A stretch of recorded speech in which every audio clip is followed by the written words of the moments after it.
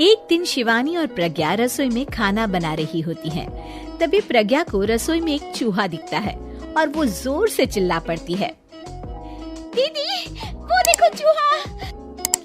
वो डर के स्लैब पर चढ़ जाती है। अरे चूहा ही तो है, तू तो ऐसे डर रही है जैसे तूने कोई भूत देख लिया हो। कितनी डरपोक है तू भी ना प्रज्ञा। आप ज्यादा हंसो मत दीदी, हर इंसान को किसी न किसी चीज से डर लगता है। लगता होगा, पर मुझे तो किसी चीज से डर नहीं लगता। मैं तो बहुत बहादुर हूँ, पर तू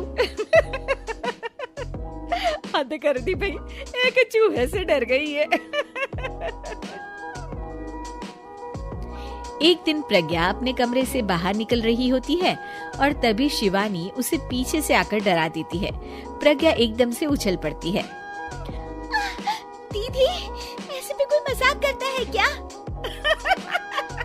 अरे जरा अपनी शक्ल तो देख, एकदम बैंगन की तरह नीली पड़ गई है। अरे मेरी देवरानी इतनी बड़ी डरपोक है, मुझे तो पता ही नहीं था। आप ऐसे चौंकाओगे तो कोई भी डरेगा ना? अरे नाना, कोई बहाना अब काम नहीं आएगा। आज से ना तुम्हारा नाम है डरपोक प्रज्ञा। शिवानी प्रज्ञा का मजाक उड़ाकर चली जाती है। प्रज्ञा शिवानी की मजाक उड़ाने की आदत से परेशान हो जाती है। जब देखो मेरा मजाक उड़ाती रहती है, इनकी शिकायत तो मम्मी जी से करनी ही पड़ेगी मुझे। प्रज्ञा अपनी सास के पास जाती है और उन्हें सारी बात बताती है कि किस तरह उसकी जेठानी उसके डर का मजाक उड़ाती है। ओहो, तो बड़ी बहू को बड़ा घमंड है अपनी बहादुरी पर। कोई नहीं, अभी उसका घमंड तोड़ देते हैं। मेरे पास एक तरकीब है छोटी बहू, एक काम कर तू। प्रज्ञा की सास उसे अपनी जेठानी को डराने का प्लान बताती है। ये तो बहुत अच्छा आइडिया है मम्मी जी, क्या बात है। आइडिया सुनकर लग रहा है कि आप अपने बचपन में काफी शरारती रही होंगी मम्मी जी। अब आएगा मजा मेरी बहादुर जेठानी जी को। प्रज्ञा अपनी जेठानी को डराने का एक प्लान बनाती है। रात में वो शिवानी के पास जाती है और कहती है, दीदी मुझे ना बहुत डर लग रहा है। क्या हुआ मेरी डरपोक देवरानी?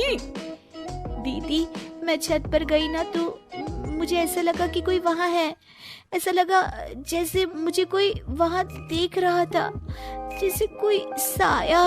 अरे क्या बक रही हो, तेरा वहम होगा। नहीं नहीं दीदी, आप चलो ना प्लीज मेरे साथ, मुझे तो बहुत डर लग रहा है। मेरी एक साड़ी सूख रही थी, वही लानी है। प्लीज आप चलिए ना ऊपर मेरे साथ। ओफो, चल। प्रज्ञा शिवानी को बहाने से छत पर ले जाती है और वो उसके पीछे चल रही होती है। ले आ गए हम छत पर। कहाँ है भूत, दिखा, कहीं तो है नहीं। तभी प्रज्ञा चुपके से सीढ़ियों पर छुप जाती है और शिवानी छत पर अकेली रह जाती है। अरे प्रज्ञा, कहाँ चली गई? प्रज्ञा एकदम से सीढ़ियों का दरवाजा बंद कर देती है। अब शिवानी को डर लगने लगता है। मैं नीचे चली जाती हूँ। लगता है प्रज्ञा भी नीचे ही चली गई है। तभी उसके सामने एक खुले बाल सफेद साड़ी में औरत खड़ी होती है। शिवानी उस औरत को देखकर डर जाती है। हाल तू जलाल तू आई बला को टाल तू, हाल तू जलाल तू आई बला को टाल तू।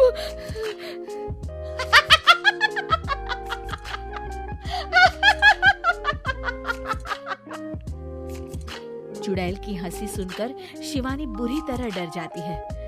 नहीं नहीं, मुझे छोड़ दो, भगवान के लिए मुझे छोड़ दो। नहीं नहीं नहीं नहीं नहीं नहीं नहीं, मैं तुझे नहीं छोड़ूंगी, मैं तेरा खून पी जाऊंगी। तभी चुड़ैल की हंसी उसकी सास की हंसी में बदल जाती है।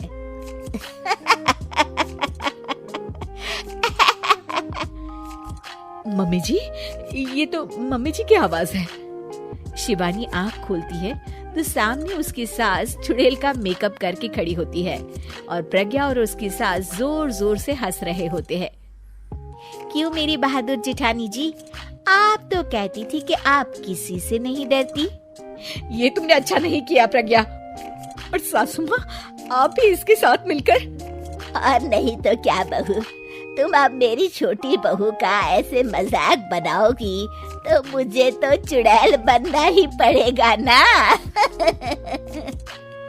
प्रज्ञा और उसकी सास और जोर जोर से हंसने लगते हैं और शिवानी गुस्से में नीचे चली जाती है।